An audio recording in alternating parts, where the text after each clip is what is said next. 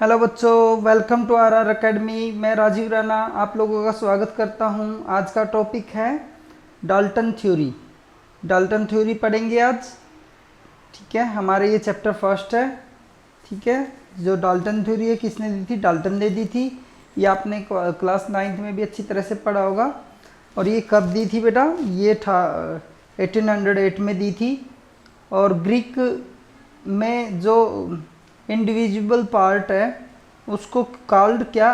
एटोमियो। एटोमियो बोलते हैं, जिसके नाम से एटम नाम पड़ा। ये जो एटम नाम पड़ा है ना, ग्रीक में क्या बोलते हैं? आटोमियो, जिसको कि एटम बोला है। आ का मतलब एक, टोमियो का मतलब क्या होता है? इंडिविजिबल। देखो, a matter consist of individual atom. एक मैटर क्या, इसने क्या बोला था? यानी कि कोई भी मैटर है वो अलग अलग एटम रखता है, इंडिविजुअल अकेले अकेले मेटल्स एटम्स को रखेगा। All the atoms of A given elements have identical property including identical mass, while atom of different element have different in mass। बेटा इसमें ये बोला गया कि समझने की कोशिश करो क्या बोला है। इसने बोला कि कोई भी एलिमेंट है, मान लीजिए आयरन है, तो आयरन के जितने भी एलिमेंट होंगे, दूसरे आयरन होंगे, उन सब का मास क्या होगा? सिमिलर होगा, इसने ये बोला है। और डिफरेंट एलिमेंट है, जैसे आयरन है, हाइड्रोजन है, दोनों अलग अलग है, तो उनका मास क्या होगा? डिफरेंट होगा। ये इसमें फर्स्ट लाइन में बोला गया है, ये सेकंड टॉपिक में बोला गया है। Third, compound are formed when atom of different element combine with in a fixed ratio। देखो पहले भी आप पढ़ चुके हैं, बार बार यही पॉइंट आ रहा है कि फिक्स रेशो में जो है, जो एटम जो है तो वो कंबाइन करते हैं। ऐसा नहीं आधा पौना, ठीक है, 1.3 1.37 ऐसे ऐसे कुछ नहीं हो, पॉइंटों में नहीं होगा, पूरी रेशो में ही होगा। तो ये बोल रहा है कि भाई कंपाउंड जो होता है, कंपाउंड और मॉलिक्यूल्स में क्या डिफरेंस था बेटा? मॉलिक्यूल्स में सिमिलर टाइप ऑफ एटम्स हो सकते हैं, जबकि कंपाउंड यदि आप बोलोगे तो उसमें आपको डिफरेंट टाइप को एटम दिखाना पड़ेगा। ओके, आगे चलते हैं। Chemical reaction involve in recognisation of atom. ठीक है, recognisation of atom. Atom are neither be create nor be destroyed in a chemical reaction. ठीक है, ये क्या बोल रहा है भाई? Chemical reaction involve reorganisation of atom. Important बात है भाई, बहुत पुरानी बात है। 1800 के आसपास में क्या बोला गया था? जो ये एटम है ये क्या करते हैं भाई? एटम जो केमिकल रिएक्शन होती है, रीअरेंज हो जाते हैं, एक जगह से उठ के दूसरी जगह चले जाएंगे, दूसरी से उस पर आ जाएंगे, आपस में एक जगह से दूसरी जगह चले जाएंगे, रीअरेंज हो जाएंगे बेटा। ठीक है, और इसमें जो भी केमिकल रिएक्शन होगी उसमें ना तो कोई भी एटम बन सकता है और ना ही कोई भी एटम खत्म हो सकता है, सिर्फ एक जगह से दूसरी जगह पे रिप्लेस हो सकते हैं, रीअरेंज हो सकते हैं। ये जो 4 पॉइंट है ये इंपॉर्टेंट पॉइंट है डाल्टन के। डाल्टन थ्योरी यदि आ जाती है तो आपको ये याद करना पड़ेगा, ये लिखना पड़ेगा। अब सिग्निफिकेंस क्या है? This Dalton theory could explain, इस जो डाल्टन की थ्योरी है वो एक्सप्लेन कर सकती है लॉ ऑफ केमिकल कम्बिनेशन। जितने भी लॉ ऑफ केमिकल कम्बिनेशन है वो सारे डाल्टन की थ्योरी से हम एक्सप्लेन कर सकते हैं। ये इसका सिग्निफिकेंस यदि पूछ लिया जाए तो। अब बिल्कुल बेसिक से पॉइंट पे आ जाते हैं। एटॉमिक एंड मोलिकुलर मास क्या होता है भाई? एक एटम का मास होता है उसको एटॉमिक मास बोलते हैं, एक मोलिक्यूल्स का जो मास होता है उसको मोलिकुलर मास बोलते हैं। ठीक है, फिर भी साइंटिफिक डेफिनेशन इसकी थोड़ी सी अलग है, वो देख लेते हैं। C12 is assign a mass of exactly 12 atom. Atomic mass जो C12 का मतलब कार्बन 12 है, ठीक है, कार्बन जिसका एटॉमिक नंबर कितना है, एटॉमिक वेट कितना है बेटा? 12 है, उसका मास 12 एटॉमिक रखा गया है। ठीक है, यूनिट इसको भाई एटॉमिक मास यूनिट AMU भी बोल सकते हो। ठीक है, the mass of other atom given relative to carbon C12, यानी कि दूसरा जिसका भी आप दूसरा हाइड्रोजन का मास देखोगे, नाइट्रोजन का, किसी का भी देखोगे तो इससे कंपेयर करके बनाया गया है बेटा। उन सब का मास क्या होगा? इनसे कंपेयर हो रखा है। ठीक है, one atomic mass is defined, ये वन एटॉमिक मास की डेफिनेशन है, is defined as mass exactly equal to 1/12 of the mass of one carbon. एक कार्बन का जो एटम है, ठीक है, उसको यदि हम 12 से 112 यदि उसको 12 से डिवाइड कर देते हैं तो क्या आ जाएगा, 1 एटॉमिक मास आ जाएगा। और उससे कंपेयर कर लेंगे कितने टाइम्स कोई भी बड़ा है, यदि 2 टाइम बड़ा है तो हाइड्रोजन हो गया, यदि कितना 7 टाइम बड़ा है तो क्या हो जाएगा, नाइट्रोजन हो जाएगा, 8 टाइम बड़ा तो ऑक्सीजन हो जाएगा। समझ में आया? अब देखो mass of an atom of hydrogen कितना है भाई, एक्चुअली मास कितना है, बहुत कम है, ये ग्राम में यदि मापेंगे तो इतना मास होता है एक हाइड्रोजन का 1.673 मल्टीप्लाई 10⁻⁻24 ग्राम, बहुत कम होता है।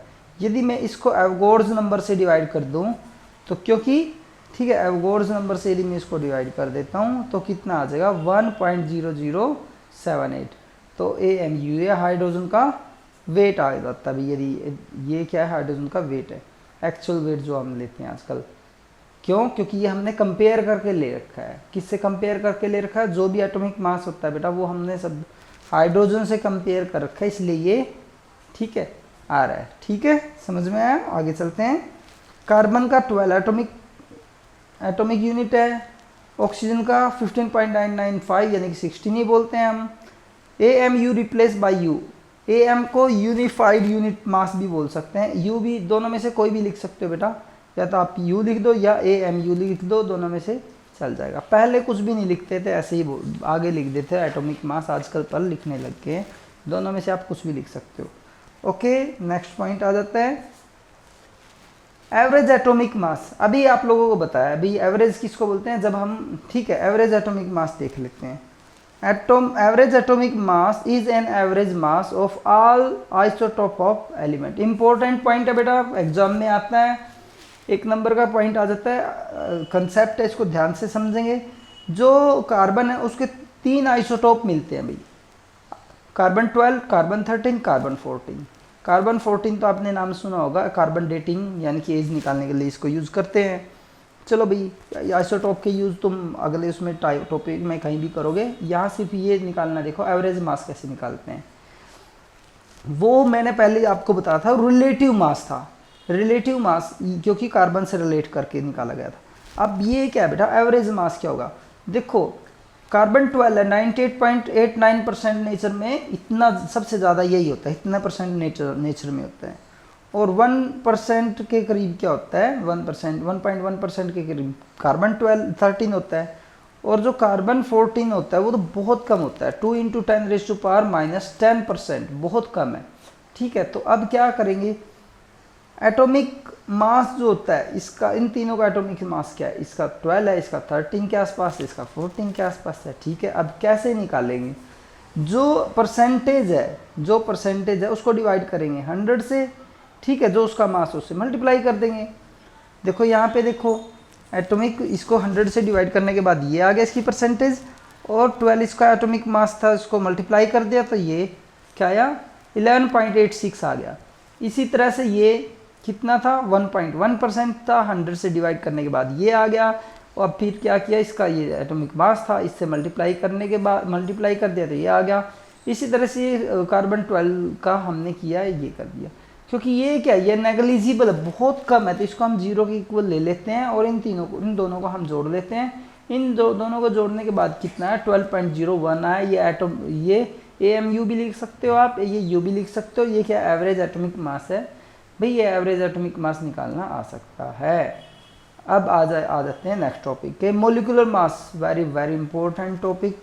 मोलिकुलर मास से आप किसी का भी वेट निकालना हो तो ये बहुत ज़्यादा ज़रूरी है भाई। Molecular mass is the sum of atomic mass of the element present in the molecule.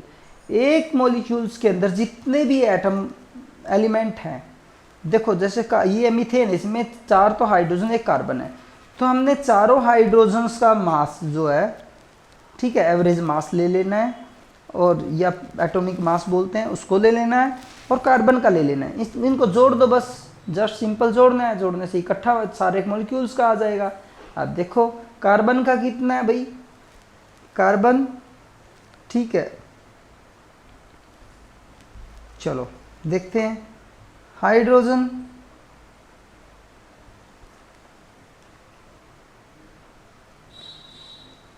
ये 1 carbon is equal to 4 hydrogen. ये क्या लिख दिया भाई हमने, ये कुछ गड़बड़ी कर दी है। यहाँ पे क्या भाई हाइड्रोजन कितने हैं इसमें, 4 हाइड्रोजन है, ठीक है। ओहो ठीक ठीक ठीक, ये ऐसे था। एक तो इसमें क्या कार्बन है भाई, ठीक है, और एक कार्बन है तो इसलिए 1 × 12 कार्बन का मोलिकुलर मास होता है। यहाँ कितनी हाइड्रोजन, 4, इसलिए इसका मास कितना है 1, इसको 4 से मल्टीप्लाई कर दिया, ये 4 हो गया हाइड्रोजन का टोटल मास, कार्बन का टोटल मास 12 हो गया। इन दोनों को जोड़ने से क्या आ गया, ये मीथेन का मोलिकुलर मास आ गया। चलो आगे इसमें थोड़ा सा अच्छी तरह से आ जाएगा। वाटर में हाइड्रोजन कितने है बेटा, 2 है, ऑक्सीजन कितना 1 है, हाइड्रोजन का मास कितना है ये है, इसको 1 से 2 से मल्टीप्लाई कर दे, टोटल हाइड्रोजन का मास आ गया। ऑक्सीजन का कितना होता है 16 होता है, इसलिए 1 से मल्टीप्लाई कर दिया 16 हो गया, इन दोनों को जोड़ दिया 18.02। तो वाटर का मोलिकुलर मास कितना लेते हैं हम, 18 लेते हैं बेटा, ठीक है, समझ में आया। अब आ जाते हैं बेटा फॉर्मूला मास के ऊपर। What is the formula mass, some substance such as sodium chloride do not make a discrete molecules. भाई कुछ मॉलिक्यूल्स जो होते हैं वो कुछ सब्सटेंसेस होते हैं अच्छे तरह से मॉलिक्यूल्स नहीं बनाते, वो दूसरे से ऐसे ही चिपके रहते हैं, एक दूसरे के पास रह जाते हैं। या तो वो ये while 1 sodium is surrounded with by 6 chloride. एक ऐसा जरूरी नहीं है कि एक ही क्लोरीन से ये एक सोडियम अटैच्ड होगा, उसके चारों तरफ 6 क्लोरीन भी हो सकते हैं, और वाइस वर्सा। इसका मतलब है या एक क्लोरीन के पास 6 सोडियम भी हो सकते हैं, यानी कि ऐसा नहीं है जैसे हम नॉर्मली देखते हैं सोडियम क्लोराइड, नेचर में ये रियल में ऐसे नहीं होता, ठीक है। तो इसलिए इसको मोलिक्यूलर मास नहीं बोलेंगे, इसको क्या बोलते हैं, फॉर्मूला मास बोलते हैं इस टाइप के जो मोलिक्यूल्स होते हैं। समझ में आया बच्चों। So in some case we calculate formula mass instead of molecular mass. एक तरह से ये मोलिकुलर मास की तरह ही है बेटा, पर इसमें है ना टर्म अलग दे दी गई है। मोलिकुलर मास की बजाय इसको क्या कर दिया है, फॉर्मूला मास दे दिया, क्योंकि इसमें मोलिक्यूल नहीं बन रहा है, इसमें फॉर्मूला बन रहा है, इसलिए इसको फॉर्मूला मास बोला गया है। तो फॉर्मूला मास सेम उसकी तरह, सोडियम का वेट ले लिया, क्लोरीन का वेट ले लिया, दोनों का वेट जोड़ दिया, तो क्या बन गया, ये टोटल सोडियम क्लोराइड का वेट बन गया बेटा। अब यहाँ देखो क्या लिखा है, इट सेम, वही बात बोली, इट सेम मोलिकुलर मास की तरह होते हैं, बट कॉल्ड फॉर्मूला मास, क्योंकि इसमें मोलिक्यूल नहीं बन रहा, फॉर्मूला बन रहा है, तो इसलिए इसको फॉर्मूला मास बोलते हैं, ठीक है। मोल कंसेप्ट सिंपल सी बात है भाई, एक मोल इज इक्वल टू, एक मोल का मतलब है 6.0221 मल्टीप्लाई बाय 10⁻23। भाई कुछ भी लिख रहा हो, ये बकवास सब छोड़ के एक बात ध्यान में रखनी है, जैसे कि आप लोगों को बोल दिया जाए एक दर्जन कप ले आओ, तो इसका मतलब आप कितने कप लेके आओगे, 12 कप लेके आओगे, 12 कप लेके आओगे 12। यदि मैं तुम्हें ये बोल देता हूँ एक मोल कप लेके आओ, तो इसका मतलब आप कितने कप लेके आओगे, 6 × 10⁻23, इतने कप लेके आने हैं। मोल एक तरह से जैसे दर्जन है, ऐसे ही मोल है। समझ में आया बच्चों अच्छी तरह से, ठीक है। तो ये यहाँ यही लिखा है, 1 mole is a compound of a substance that contain as many as particles, या एंटिटीज बोल सकते हैं, एज मैनी एज एंटिटीज, क्योंकि उसमें सब्सटेंस में जरूरी नहीं है एटम ही हो, मोलिक्यूल्स भी हो सकते हैं, ठीक है। तो as they are atom in exactly, ये जो डेफिनेशन है बेटा 1 मोल की स्टैंडर्ड डेफिनेशन है। यदि आपको डेफिनेशन पूछ लिया जाए तो ये लिखना पड़ेगा, और यदि आप वैसे एक्सप्लेन कर सकते हो तो आप सिंपल लिख सकते हो 1 mole is equal to 1 mole contain 6.0221 10⁻23 molecules या एटम्स या एंटिटीज। ओके समझ में आया बेटा। और ये किसके C12 का मतलब आइसोटोप है बेटे कार्बन का, उससे कम पे, उसमें जितने 12 ग्राम में एटम्स होते हैं उतने ही एटम यदि किसी के अंदर है मॉलिक्यूल्स, उतने ही एटम्स हैं, तो इसका मतलब वो 1 मोल है। कितने होते हैं इसमें, इतने होते हैं, इसलिए इतने, ये आ गया भाई, ठीक है। मास ऑफ कार्बन कितना, ये मास ऑफ कार्बन है, ठीक है। और क्या मास 1 मोल ऑफ कार्बन का मतलब 12 ग्राम है, तो नंबर ऑफ मॉलिक्यूल्स निकालने के लिए क्या करेंगे, 12 को नंबर ऑफ मास, ये जो मास है इससे डिवाइड कर देंगे। डिवाइड करने के बाद एवगोड्स नंबर, जो इसी को एवगोड्स नंबर बोलते हैं बेटा, 1 मोल वाला जो ये नंबर है एवगोड्स नंबर आ जाएगा। ठीक है, 1 mole is called Avogadro's constant denoted by N बड़ा छोटा, इसके नीचे ये लिख देंगे। ठीक है, अब क्या है, अब थोड़ा सा और देख लेते हैं। 1 मोल हाइड्रोजन का मतलब देखो इतने ही एटम ऑफ हाइड्रोजन है।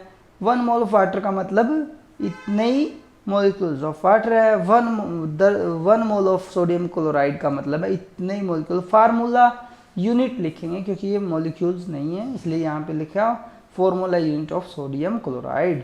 सोडियम क्लोराइड लिखना है यहाँ पे। ठीक है, अब ठीक है बेटा, अब वीडियो ज़्यादा लंबी ना हो जाए इसलिए हम यहीं पे वीडियो को ख़त्म करते हैं, और आगे के जो भी मोलर मास है, जो भी मोल कंसेप्ट से रिलेटेड थोड़े बहुत क्वेश्चन है वो हम कल वाली वीडियो में करेंगे। I hope you will understand properly. If you don't understand please repeat video, stop and try to understand properly. ठीक है, ओके बाय, थैंक यू।